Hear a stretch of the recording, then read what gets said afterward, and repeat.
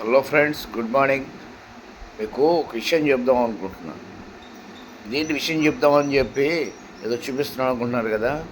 Okay, ఆ విషయానికి వస్తున్నా. మీరు నా చేతిలో ఉన్నది చూశారు కదా. ఇది పూర్వం రోజుల్లో గ్లాస్. మా అమ్మమ్మ వాళ్ళ ఇంట్లో ఇది నా చిన్నప్పటి నుంచి చూస్తున్నా. సరే, మొత్తానికి అవి జరిగిన సందర్భాల్లో నాకు ఇది కావాలని తెచ్చేసుకున్నాను అనమాట. ఇది కూడా తీసుకొచ్చేసి నా దగ్గరికి ఒక 10 ఇయర్స్ అవుతుంది. అయితే పూర్వం ఇంటికి ఎవరైనా చుట్టాలు వస్తే ఆ చుట్టాలకి దీని నిండా కాఫీ ఇచ్చేవారంట. చూడండి మరి, ఈ కాఫీ తాగడం అంటే దీని నిండా మరి మాటల దగ్గర దగ్గర ఇది 1.5 లీటర్ ఉంటుందేమో బహుశా.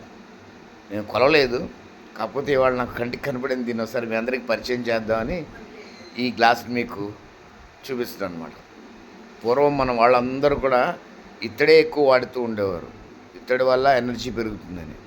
తర్వాత బ్రిటిష్ పరిపాలన వచ్చి మొత్తం సర్వనాశనం చేసేసి అల్యూమినియం అలవాటు చేశారు. దానికి కూడా ఒక స్టోరీ ఉంది.